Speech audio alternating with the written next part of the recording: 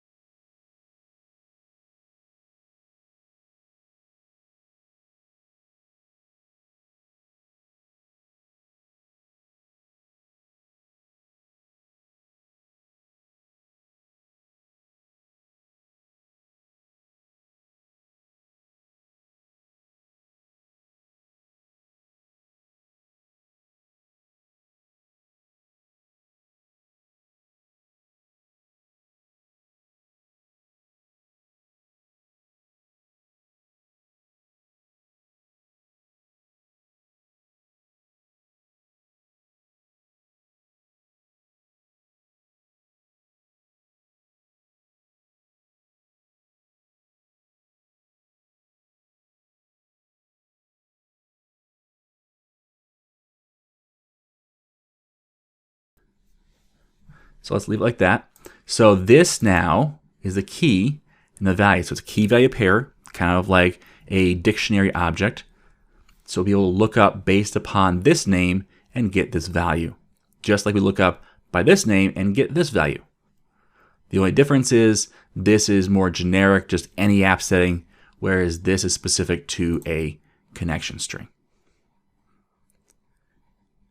So back over here in our text connector class, we need to start wiring up the helper methods that will allow us to talk to those text files. But before we start writing code, let's work on the plan. And I'll show you what my plan is. So here, when you say write a prize, create a prize, so save that created prize to the text file, what I'm going to do is first read the text file of the prizes. I'm going to load all the text or the prizes that are currently in that text file. And the reason for that is because I need to know what the new ID is going to be. Unlike SQL, text files don't create auto-incrementing IDs. So I'll load all the prizes up. I'll read through to find what's the highest ID and use the highest ID plus 1 as the new ID. So I'm first going to load the text file. Then I'm going to convert the text to a list of prize model. And from there, I'm going to find the ID, add the new record with the new ID, and then finally I am going to convert the prizes to a list of string. And from that, I'm going to save the list of string to the text file. Okay, so that's a lot of work, but when you're talking about text file data access, you're going to need to do some work. And that's just what it comes down to, because text files are not the intelligent systems that a relational database is. They're pretty much just stupid. And so we have to be the smart ones. With SQL, we rely a lot on SQL smarts. But with text files, it's all on us. So in this case, we're going to load in the text file, and that's going to come in as a list of string. We're going to convert that list of string to a list of prize model. We're going to find the ID, the maximum ID. We'll even say max here. We'll add the new record with that new ID, which is the max plus 1, to our list. We'll take that list then, the list of prizes, and convert it to a list of string. And then save that list of string back to the text file, overwriting what was currently there. Seems kind of simple, right? Now, these steps right here, each of them is going to be a different action, and we're going to try and keep these separate because loading the text file, that isn't based upon which type of model you're using, in this case, prize model. We just load the text into a list of string, which means that we don't have to limit that code just to this method. Converting the text into a list of prize model, yeah, it's pretty much limited to just this method. There are ways and tools we could do if we got really complicated, where we could have one method convert anything to any kind of list. And if you want to pursue that path, I would recommend using a tool like AutoMapper to map from one type of object to another. Next, the find the max ID. That's pretty simple. We'll use some the link queries in order to get us the max ID. Adding the new record is just adding one to a list, but then converting that prizes to a list of string, that's going to be a custom to this type of model. But then this right here again is something that any method can do, which is save a list of string to a text file. So you got to kind of break these apart, first of all, so that each method does one thing and does it well. And then also so that other methods can use the methods that are kind of generic, the ones that don't really rely on a specific model type. Now to do this, I'm actually going to create a new class. And there's a lot of different ways you could do this new class. There's a lot of different places you could put it, and there's not seemingly a great place to put it. I'm going to put it right in data access because it kind of fits with data access. It's just as more data processing. And it's related specifically to the text connector. So I'm going to add a new class. And I'm going to call this text connector processor.cs. Now this is in the in the tracker library.dataaccess namespace right now. I'm actually going to change that namespace. I'm going to say .dataaccess.textConnector. And the reason why I changed that namespace is because I don't want everyone to get cluttered up with what I'm going to do in here. So I'm going to give it a separate namespace so that only people that have that using statement get the extra clutter this is going to create. And I'll show you why in a minute, but the key thing to point out here is these namespaces, they're really anything you want them to be. You can change them however you want as long as it's a valid string. I would stick with just letters and the dots to separate. Trying to go crazy with special characters, that can just make things ugly. But in this case, I'm going to say .text connector. This class, I'm going to make it public static class text connector processor. And that's a mouthful, that's okay. The very first method I'm going to put in here is a public static string full file path. Takes in a file name. And what this method does, or is going to do, is it's going to take in the file name. Now the file name would look something like, let's go to prize models.csv. That would be the file name. What this is going to do is take that file name and return back the entire path. Remember that in the app.config, we have this c:/data/tournament tracker. That's the path where all of our files can be located. And currently, just so you know, that's an empty folder right here. So right now it's empty, but once we start saving things, we'll start seeing files appear here for each of our different models.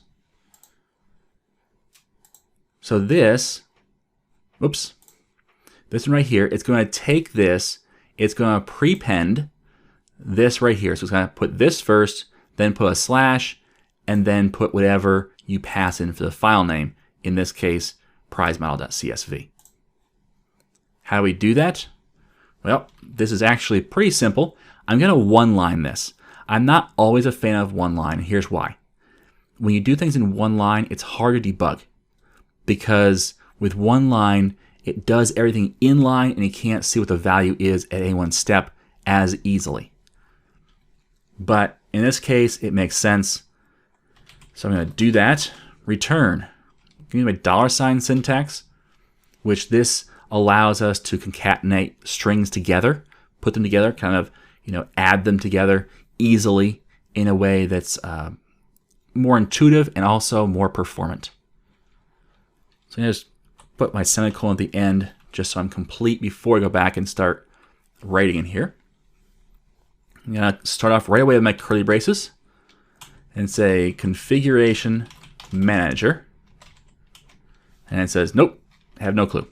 So I control dot and say using system.configuration. So configuration manager dot app settings, file path inside quotes, and then inside those square brackets, file path, close curly brace. So what this does right here, this section, is it goes out and says, okay, configuration manager dot app settings. Well, that just happens to refer to these app settings. And it says, here's the key. Remember, it's a dictionary. So here's the key. And it's just going to say, okay, gonna look for that key. Oop, found it. I'll return the value. So that value comes in place of this. So now we have that c:/data/tournament tracker.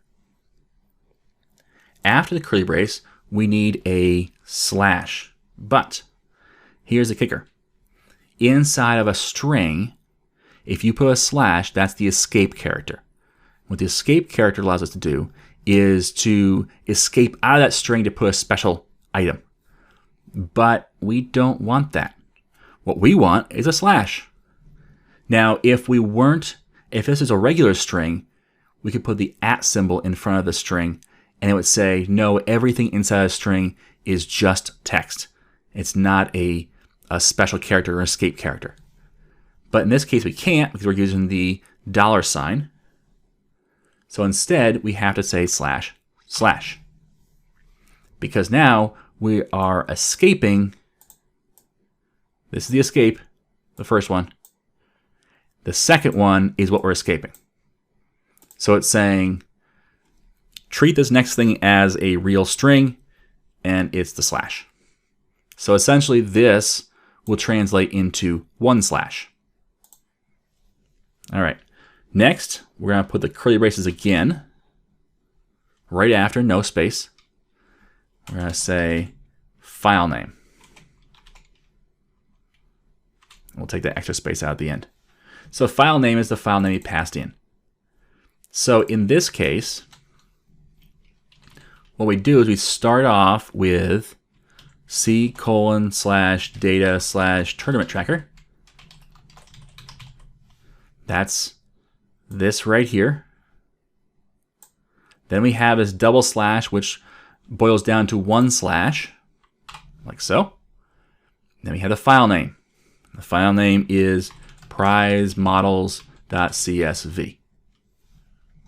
And that looks like a valid file path and name. And it is, except for one fact, and that is the file doesn't exist yet. And that's no big deal.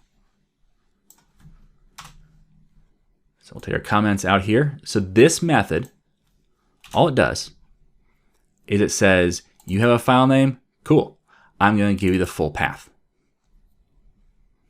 And in fact, we can change this to say this. So now it says this string file name. And what does that do? Well, now this becomes an extension method. And so anytime we have a string, since it says this string, that means that we're attaching to this string right here. And it says, okay, that's whatever we're passing in goes into file name. So it's going to say whatever string we have dot full file path, open, close paren, will return the name of the file in the full path. So again, that's C:/data/tournament tracker /prizemodels.csv. And this will be a little easier to understand when you see it. If you're confused about extension methods, I do have a video on my YouTube channel that will help you out with that. And we're going to use a couple more of these. And this is the reason why I have this special namespace that only this file uses. Because I don't want this extension method everywhere. Otherwise, if I'm in my SQL connector and I have a string and I put a dot at the end, it's going to say full file path. Well, that makes no sense. The SQL connector doesn't need to have this text file manipulation stuff. The only place it really needs to have this is the text connector class. But in order to have these extension methods, I have to have a separate class, and it has to be static class, and each method in here that's a extension method has to also be static. So that's why I had to create the separate text connector processor.cs and why it's static and static. All right, so that gets us started by saying, okay, in here, we're just going to pass in the name of the file, which we can hard code if we want to say prize models. So we can pass that in, and it's going to give us the full path to that file. Before we leave this right here, we need to add another extension method, public static, and this is going to return a list of string. And this will be load file, and we're going to say this string file.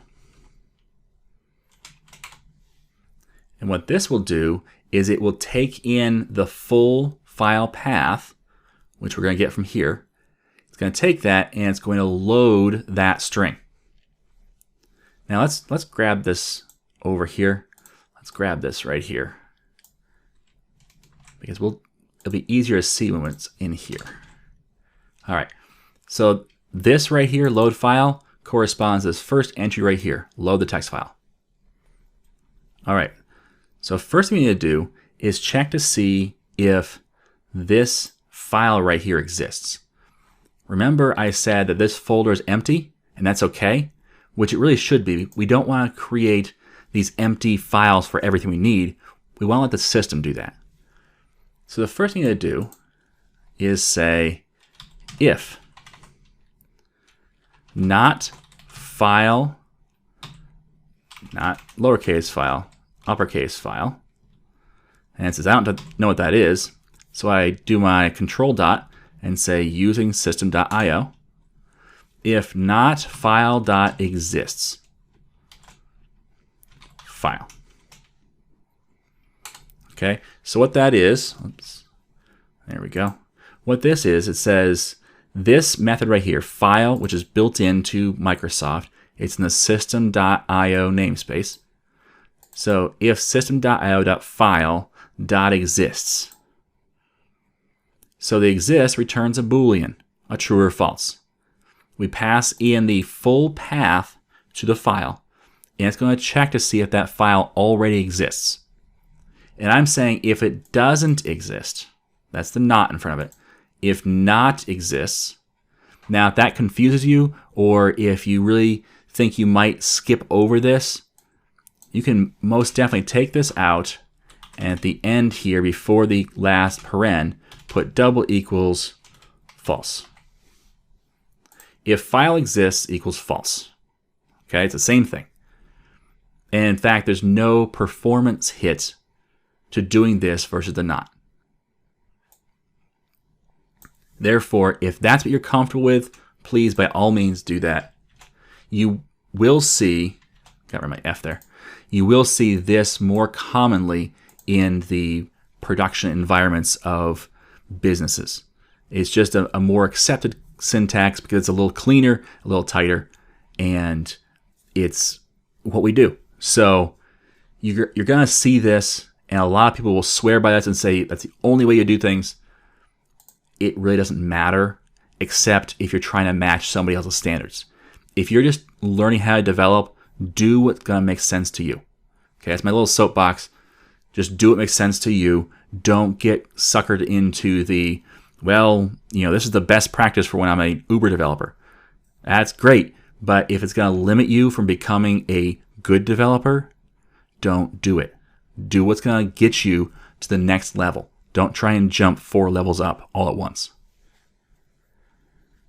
Okay, so the file does not exist. We can't read from it. In that case, return new list of string. But if the file does exist, we're going to bypass this right here and come down here. And we're going to say return file dot read all lines. Again, baked right in. Here's the file. The last thing you do is say to list, open, close paren, and semicolon. So now this method takes in that full file path and returns back a list of string. And that list of string represents all the lines in the file. The first line is in the first value, the first entry in the list, and down it goes. So that is this right here. Next, we need to convert the text to a list of prize model. Now, this is going to be a method that is specific to prize model. We're not going to have a generic method for this, but I'm still going to put it in this file here because it makes sense from a standpoint of I'm going to use it as an extension method. The eventual goal here is I want to be able to chain these together so I can read it very easily, where it's going to say, give me the full file path of this file, and then load that file, and then convert that file to a list of prize model, and so on and so forth. So down here, I'm going to say public static list of prize model. I have to use my using statement, so control dot and then hit enter.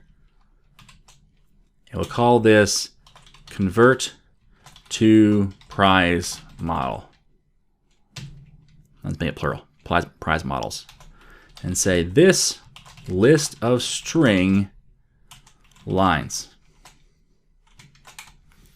So it's going to take in a list of string. Where would I get a list of string? Well, that's the lines from the text file right here. It's going to spit out a list of prize model. That's the eventual goal. Now, again, it's an extension method on the list of string type. So here's how this works. We're going to start off with our output.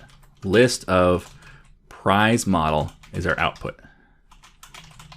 And we'll initialize that output. And then we're going to say a for each.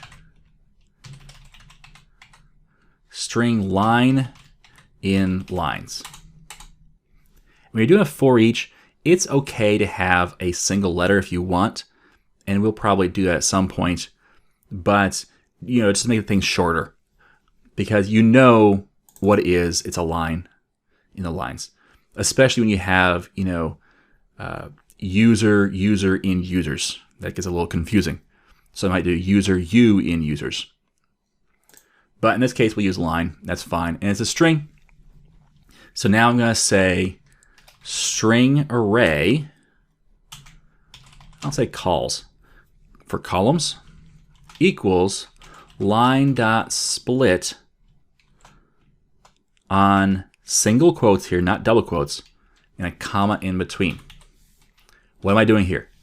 Well, if you watched my text files video, you'll know that for each line, I'm going to have it comma separated, like a CSV file. In fact, we're saving it as a CSV file. We'll see that in a minute. But for each line, I'm going to have these entries separated by commas. So I will split the values. I will split the line on the comma value. And that's going to put it into an array of string called calls. And now I can say prize model, I'll call it P, equals new. Not sure why it's models.prize model, but you can take that off. And we will say P dot ID equals calls array position 0. And you may say, how do I know that we're at array position 0? Well, because that's the first one I write, that's the first column. You're going to have to know what your columns are and how they line up. And that's a little ugly, but that's what we're going to have to do. Now, it's going to yell at me here because this is a string. I'm trying to put it into an integer value. Now, there's a lot of ways we can deal with this, but remember I said that we're going to deal with exception handling in a different video, but that sometimes you want your application to crash rather than trying to make it limp along with half-formed data. In this case, that's exactly what I want to have happen. I don't want to worry about trying to protect the application from crashing. I'll let something higher up the food chain handle that. And instead, I'm going to crash if things don't work, which means I can say int.parse, and then in parens, put this string. Now, int.parse is going to take the string and convert it to an integer. And as long as that's like a 1, 2, or 3, some kind of integer, that'll work. If it has the value of Frank in that field, it's going to crash the application because Frank is not a number. So that's just something to keep in mind. This is going to crash if the data is not correct. Now, who writes this file? Only this application, in theory. So when this application reads from this file, it should be correct data. But you never trust things to go as planned. But in this case, it's going to have to blow up until I can put some exception handling in that's a little more intelligent and probably farther up the line, because I want this whole method to crash if it can't convert one line. Because if there's bad data there, we've got a big problem. We can stop right where we're at. We can't continue on with half good data. All right, P dot, the next thing in line, the next column would be the place number. And the place number is also an integer, so int dot parse calls 1. Next, we've got p dot place name, and that's a string, so that's easy. Calls 2. P dot prize amount. Now, prize amount is a decimal because it's money. So therefore, we say decimal dot parse calls 3. Again, same thing. If it's not a decimal, it's going to break. P dot prize percentage. That's a double. So double dot parse calls 4. So there we have our model being built based upon the 1, 2, 3, 4, 5 columns in this text file.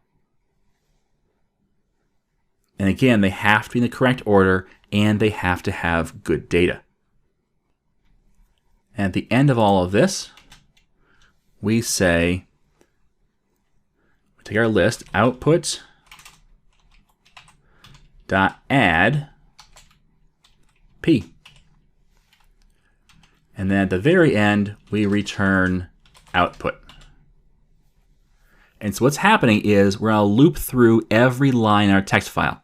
And you may say, whoa, whoa, whoa, we don't have a text file yet. So what are we looping through? Well, remember we said return that new list of string. Essentially, a list of string that's initialized but has no records. Therefore, when we say for each line in the list, well, there's no lines. Therefore, we skip right over and return the output, which is an empty list of prize model. Perfect.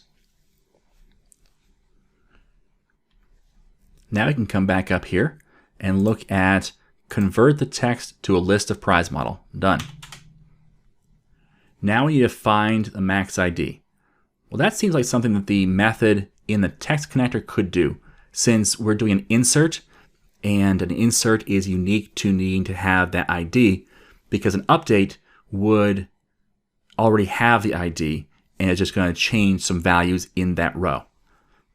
So therefore, that's pretty unique to this create prize right here. Therefore, we're going to put the logic in here. So how do you put this logic in? Well, first we need to add the namespace. And the namespace is tracker library.dataaccess.textConnector. I'm going to copy that. Let's come over here and say using that namespace.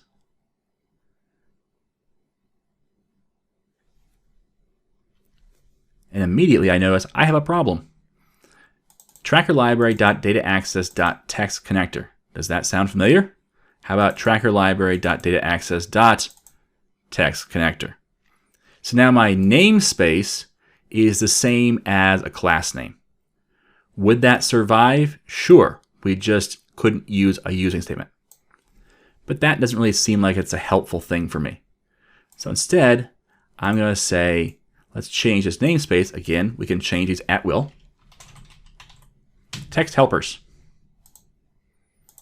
And so now I can come over here and say, it's not text connector, it's text helpers. That looks better. Okay, here we need to start working with our file. So first I'm going to come up here to the class level. All right, we're going to say private const string. We're going to call it the prizes file equals prize models.csv. Now what is this?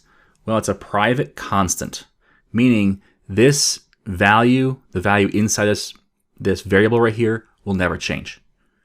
It's going to be prize models.csv forever.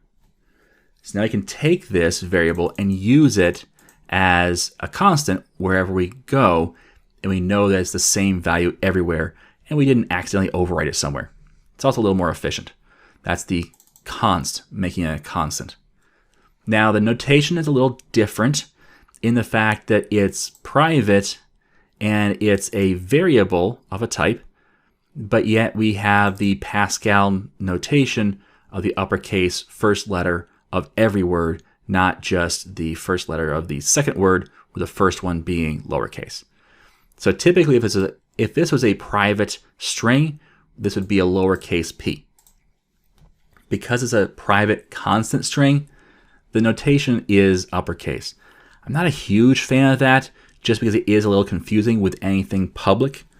These things are publicly used, and so we do methods, we do class names, we do namespaces, and they're always Pascal notation, whereas private variables are always the camel case, where the first letter is lowercase and all the other first letters of words are uppercase.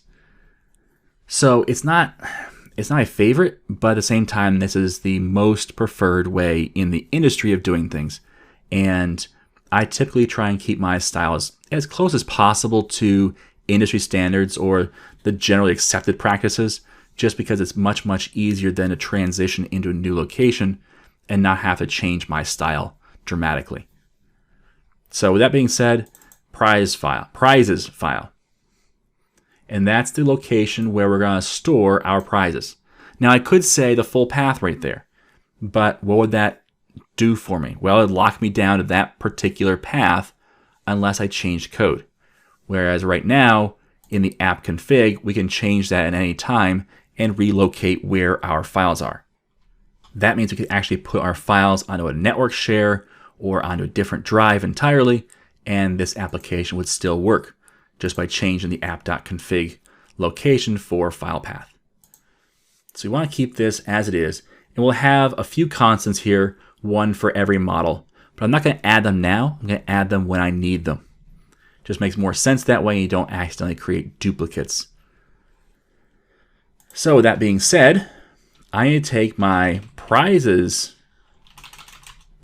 file, dot, and this is where we're going to use our extension methods. Our first extension method is the full file path. So dot full file path. That's an extension method. And I don't pass anything in because it's going to take the first value, the one that says this, from this string right here. So that's going to convert that to a full file path. But I'm not done. I then hit dot. And now that I have a full file path, I can do this load file. So Control J to pull this back up. Load file. Which file? Well, the full file path of this file. I don't pass anything in because that's this value right here is what gets passed into here.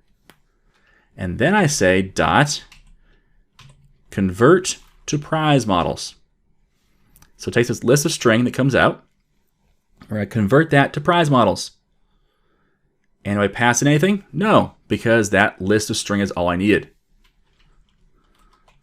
Open, close.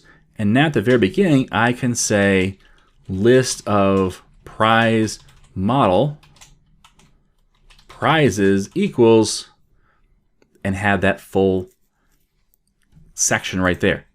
So it takes the prize file, it finds the full file path, it loads the file, it converts that to a prize model list, and returns that to my variable.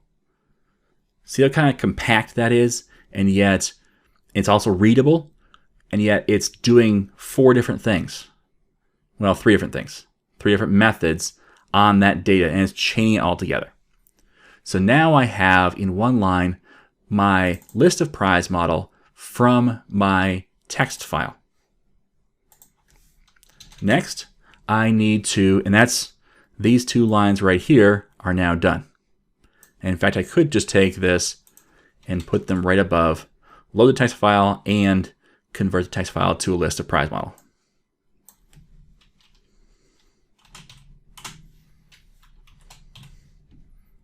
So there's the first 2 steps done. Now for this next one, I'm going to say int current ID equals prizes dot order by descending. So I'm going to order this list descending by x equals greater than x dot ID.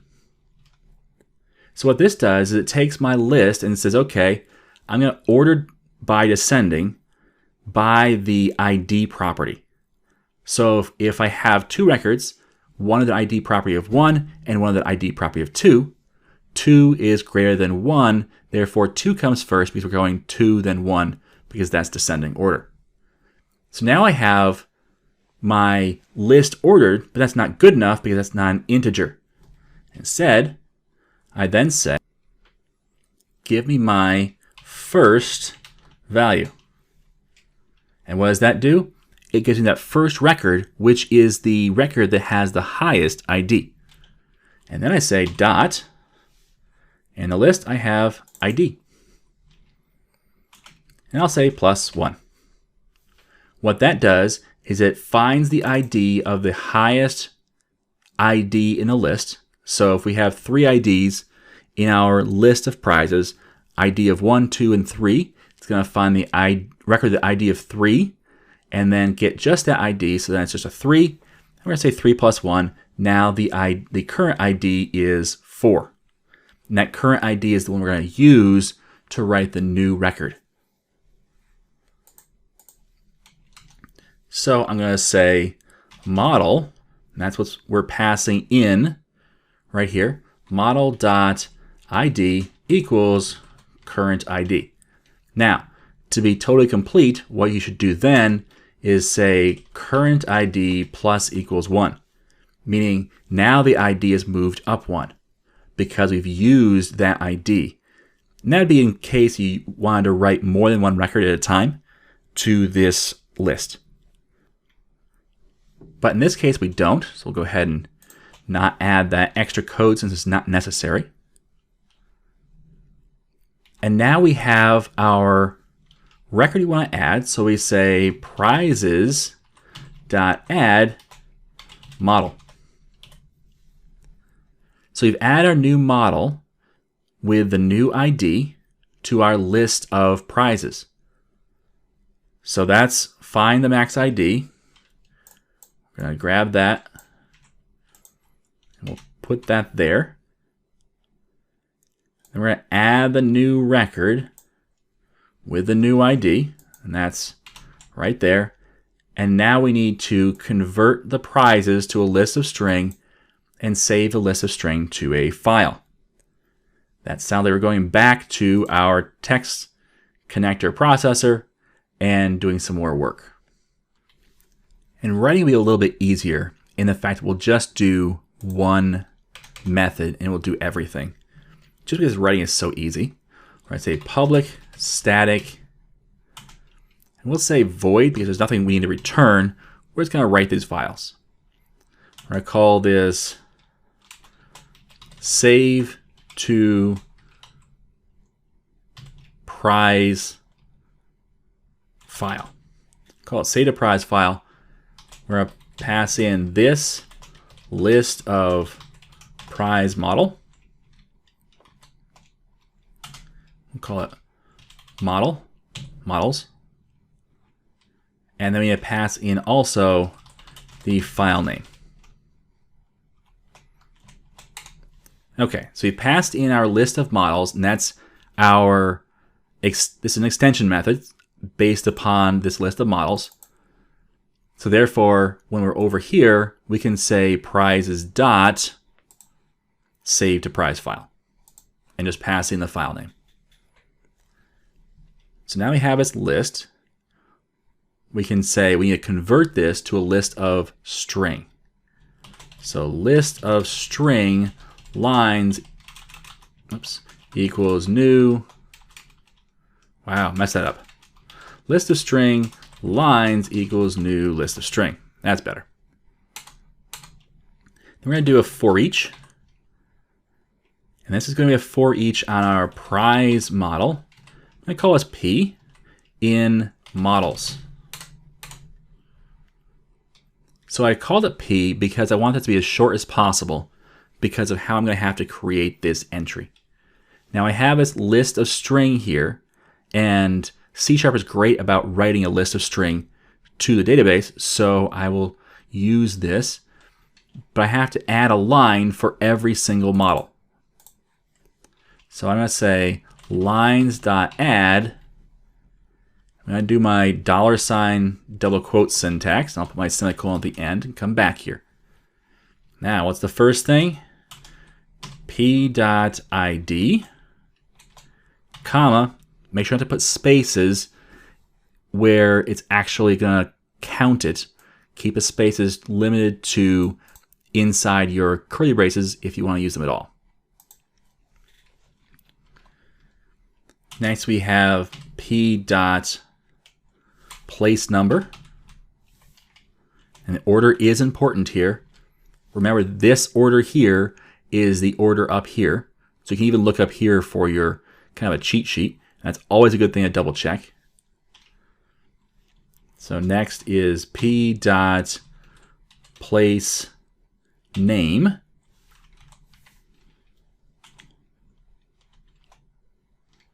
And then comma,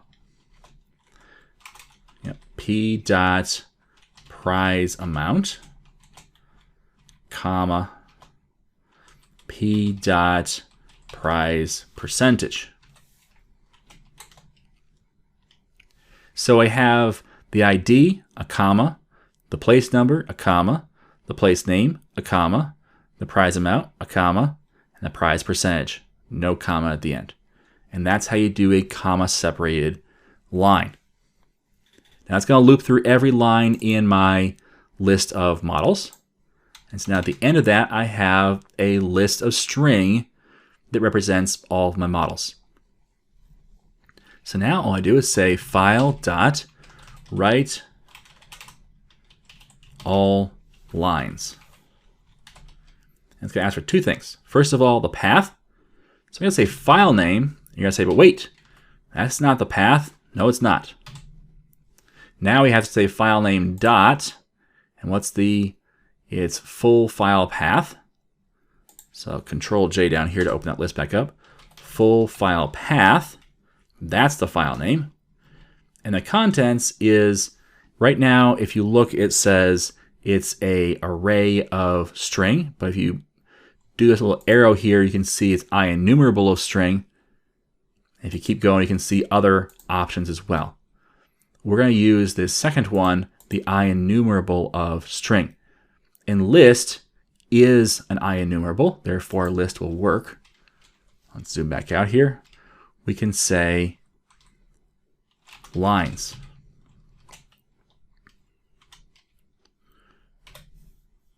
And guess what? That's all we need to do. So we take our models and our file name. We take the models, we convert them to a list of string. We take our file name and convert that to the full file path. Then say write all lines. Here's a full file path, and then here are your lines to write. And we're done. And with that, we come back over here. We can actually just move this up. And then right under here, we call this the save to prize file. Oops, let's not do that. I accidentally double clicked here and it popped it into a new window, which will allow you to drag it to a second monitor if you want. I use that quite frequently when I'm trying to both read something like this right here. You know, I'm reading save to prize file and I'm coming back over here and using that. Because I try to remember things, I try to make sure and double check and verify by reading. It just makes a whole lot less of a mess later when you go, oops, I forgot that, or I transposed something. So I just don't remember things intentionally. I actually go back and double check. So I could drag this tab into a different monitor and read it while I type. But in this case, with one monitor, it's not as easy to do, so I'll just go ahead and go back and forth. I could also split these right click on a tab and say new vertical or horizontal group, and that'll allow me to see two files at once. But in this case, I'm just going to come back over here and say save to prize file. Okay. And so I'm going to say prizes dot save to prize file. It does take something in because we have two parameters. The first one comes from here, the prizes. The second one is the file name. And what's the file name? Well, it's the prizes file. And notice the little icon right here indicates that it is a constant.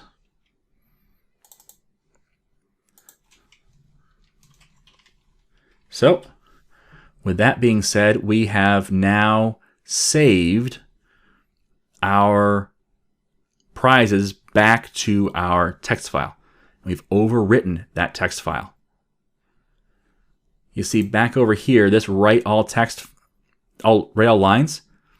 If you notice the comment, what it does, it says it creates a new file, writes the collection of strings of the file, and then closes it. It writes a new file, meaning it's going to overwrite the file that's already there. So if you didn't want that, that'd be different. But in our case, we want to blow the original file away, start over. So now we're almost done. We have this red squiggly here, and it says, hey, you're not returning a value. What is the value to return? Well, return model. Why? Because the model is what we added that ID to, and now it's the prize model fully formed with that ID. So now you can refer to anything else we do by that ID, and we'll know we mean this particular record. Now, how do we know this is going to work? Well, we need to test it. Again, we'll cover unit testing in a future video, but for now, I want to get into actually just running this thing. So let's come down to our program.cs, and we have this initialized connection. We're going to use a data type of SQL. No, we're not. Control J. We're going to use the text file instead. Now we're saving the text files. Again, there's nothing in here in any of these text files. There's no text files.